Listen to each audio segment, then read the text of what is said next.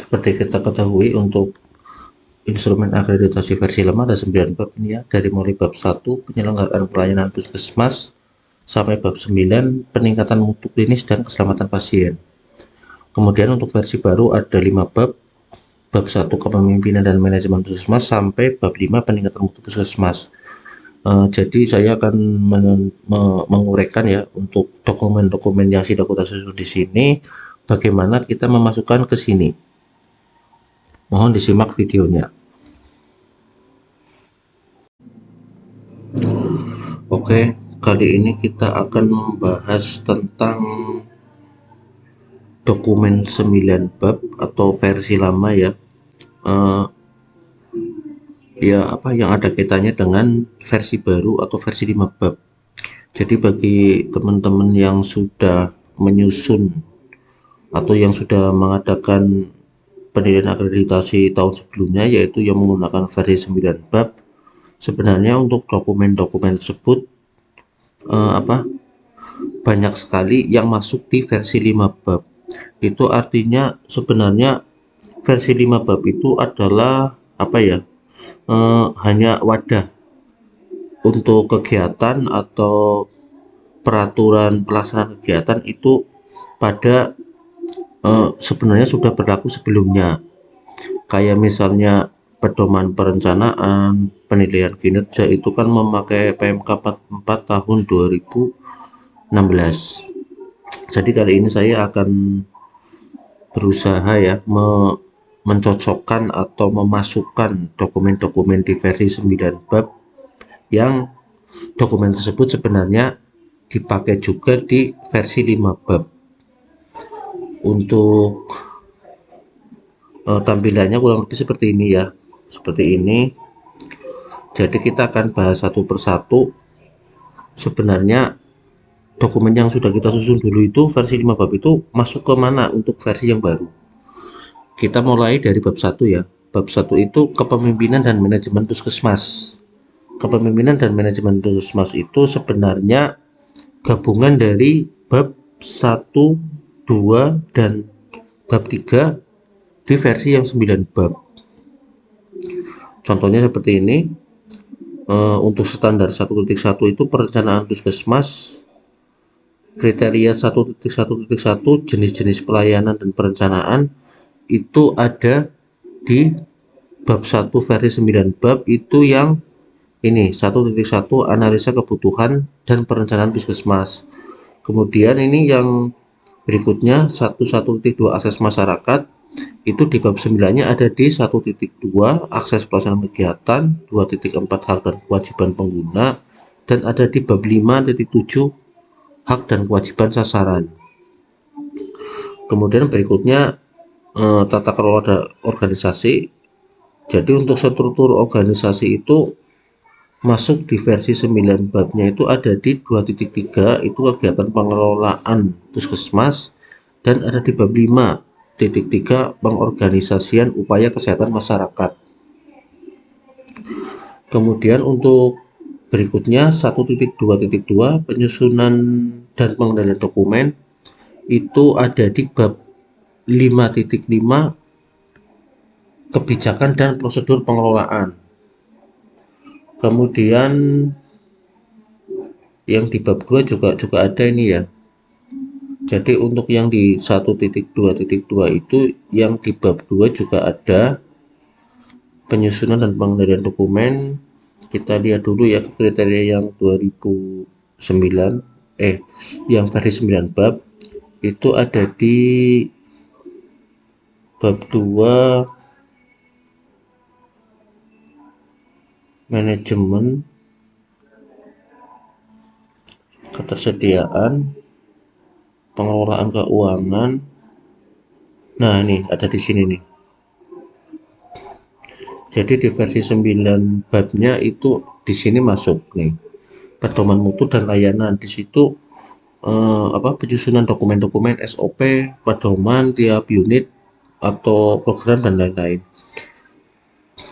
Kemudian jaringan dan jejaring itu masuk di bab 2.3 itu di kegiatan pengelolaan UKM, pengelolaan puskesmas, Kemudian ada di 2.5 kontrak pihak ketiga. Kemudian data dan informasi di bab 9-nya masuk di 2.3 kegiatan pengelolaan puskesmas. Kemudian dilema etik, kalau ini yang baru, kalau ini belum ada. Kemudian ketersediaan SDM itu masuk di 9 babnya yang di standar 2.2 persyaratan ketenagaan puskesmas dan PJ puskesmas, dan ada di bab 8.6 manajemen sumber daya manusia. Kemudian urian tugas masuk di bab 2.2 persyaratan ketenagaan dan ketenagaan PKM atau PJ puskesmas. File kepegawaian juga masuk di 2.2 persyaratan ketenagaan dan persyaratan ketenagaan PKM dan PJ puskesmas. Kemudian orientasi pegawai itu masuk di bab 2.3 yang tentang kegiatan pengelolaan puskesmas. Kemudian penyelenggaraan K3 itu baru. Terus berikutnya ini ya, standar 1.4 ini tentang manajemen fasilitas keselamatan. Sebenarnya untuk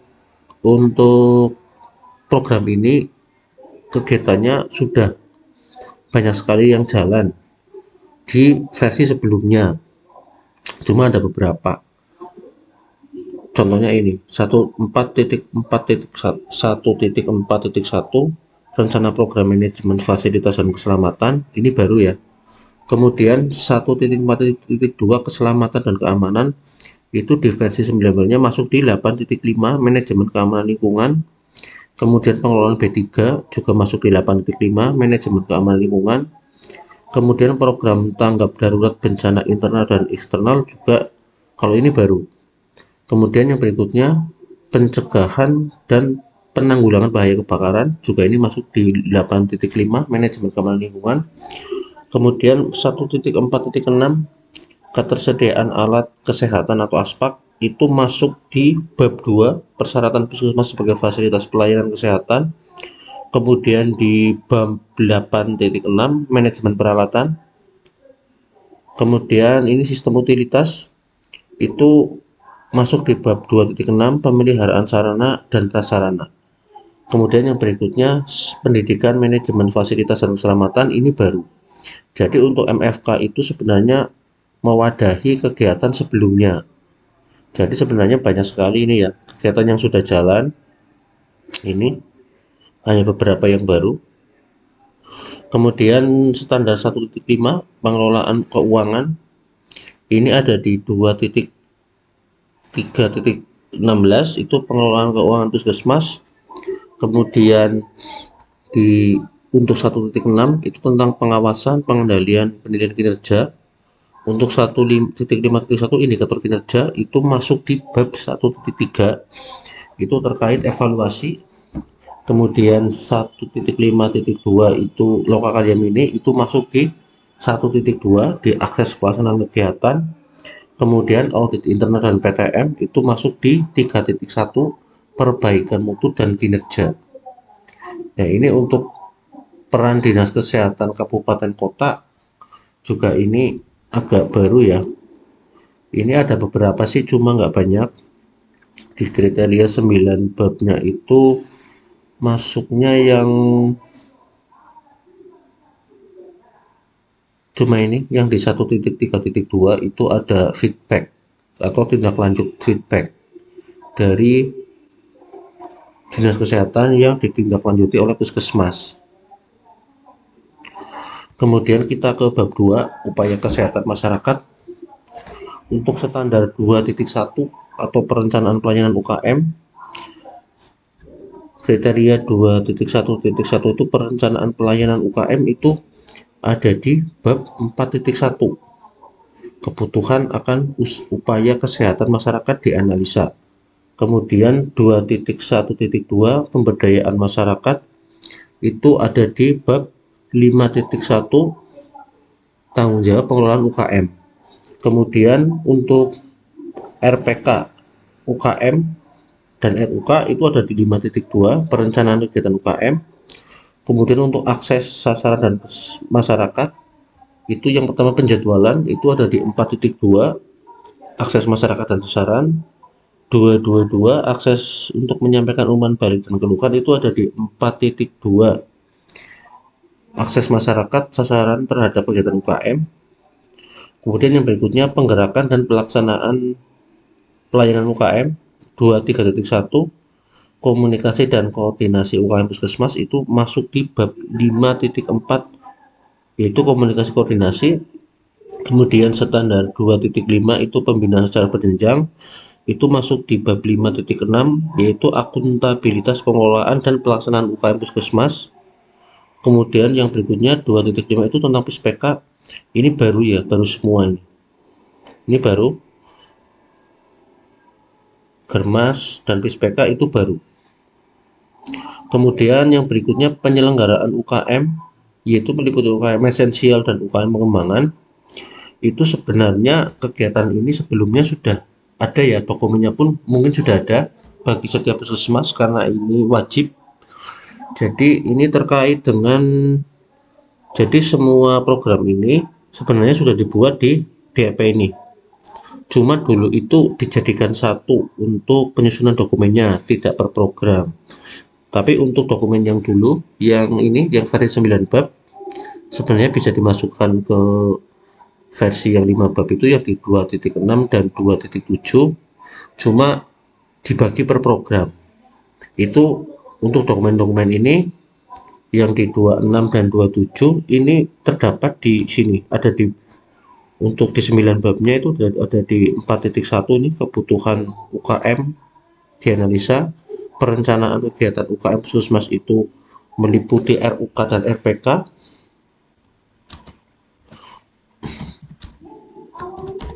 Kemudian akses masyarakat dan sasaran kegiatan terhadap kegiatan UKM. Kemudian evaluasi, kepala puskesmas mengevaluasi itu adalah kinerja, penilaian kinerja. Jadi untuk dokumen yang di sini itu merupakan dokumen yang sudah disusun di sini. Di situ ada RUK, ada RPK, ada PKP ya, penilaian kinerja puskesmas. Kemudian yang berikutnya bab 2.8 itu pengawasan, pengendalian dan penilaian kinerja. Yang pertama ini ada 28.1 supervisi UKM itu ada di 5.1 tanggung jawab pengelolaan UKM Puskesmas. Kemudian 282 pemantauan kegiatan UKM itu ada di 5.6 akuntabilitas pengelolaan dan pelaksanaan UKM. Kemudian 28.3 upaya perbaikan terhadap capaian kinerja ada di 6.1 bab 6 perbaikan kinerja masing-masing UKM Puskesmas. Kemudian untuk 28.4 itu penilaian kinerja itu ada di bab 4.3 evaluasi terhadap kinerja pelaksanaan kegiatan UKM Puskesmas. Kemudian yang berikutnya bab 3 upaya penyelenggaraan upaya kesehatan perseorangan, seperti ini ya, ada di bab 7 dan bab 8. Yang pertama ini ya, untuk 3.1 pendaftaran dan info pasien itu ada di bab 7 proses pendaftaran pasien.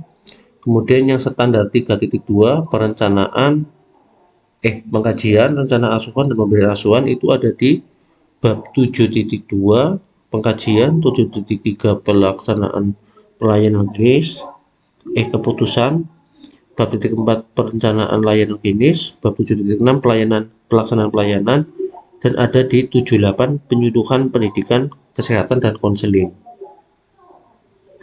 Kemudian berikutnya pelayanan kegawat daruratan itu masuk di bab 72.3 itu pasien darurat prioritas untuk asesmen dan pengobatan, dan 7.62 pelayanan gadar berisiko tinggi dibantu SK.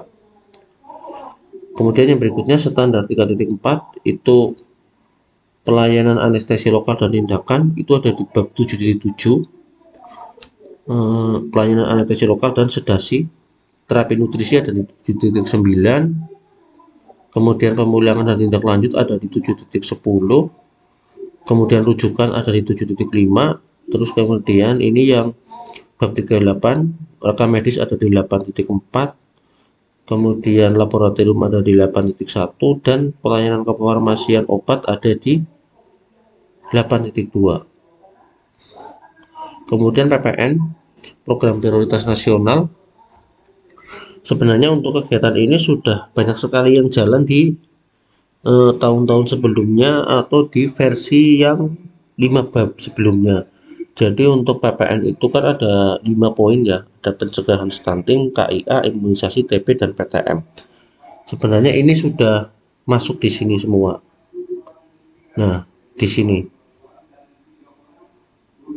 untuk PTM itu masuknya di P2P, untuk TBC juga P2P, untuk stunting di gizi, KIA di kesehatan keluarga, kemudian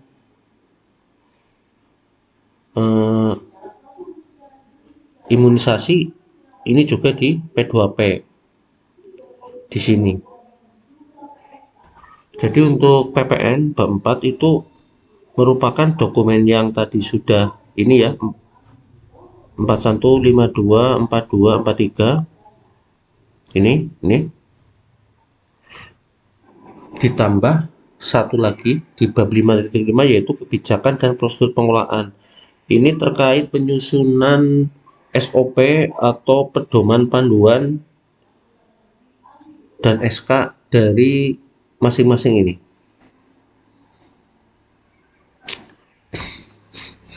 Kemudian untuk bab 5 standar peningkatan mutu ini 5.1.1 itu tim dan program peningkatan mutu puskesmas. Ini sebenarnya ada di bab 3 ya. Ini bab 3, maaf tadi belum di itu. Nih, penetapan manajemen mutu di sini. Terus kemudian ada pengelolaan indikator mutu. Itu mulai dari perencanaan dan itu nih ada di ini peningkatan kinerja di sini. Kemudian validasi data indikator mutu ini baru ya, baru karena sebelumnya kita nggak validasi ya. Kemudian peningkatan mutu dicapai dan dipertahankan, ini juga baru. Kemudian yang berikutnya bab 5.2 manajemen resiko, 5.3 keselamatan pasien, dan sampai 5.4 sistem pelaporan insiden keselamatan pasien dan pengembangan budaya keselamatan. Untuk dokumen ini sebenarnya kita sudah menyusun di versi sebelumnya atau bagi puskesmas yang sudah penilaian 9 bab. Ini untuk dokumen ini semua, ini ada di sini. Ada di bab 9, 91 tanggung jawab tenaga klinis, 92 pemahaman mutu layanan klinis, 93 pengukuran mutu, 94 peningkatan mutu. Sebagai contoh ini ya. Nih, identifikasi resiko di 5.2 itu masuk di kriteria bab 9-nya itu masuk yang di kriterianya masuk yang ini di sini. Kewajiban tenaga klinis. Kemudian untuk yang berikutnya itu bab 5.5 itu tentang PPI atau pencegahan dan pengendalian infeksi. Ini hampir baru ya, hampir baru di EP sebelumnya, ini hampir baru, cuma ini sebagian sudah ada di sasaran keselamatan pasien, yaitu tentang yang pencegahan resiko infeksi. Jadi untuk teman-teman yang sudah menyusun dokumen akreditasi versi 9 bab sebelumnya, itu jangan jangan dibuang. Jadi itu dokumen itu, data itu banyak sekali yang sebenarnya masih dipakai di versi 5 bab yang sekarang. Mungkin untuk paparan kali ini sekian ya, semoga bermanfaat.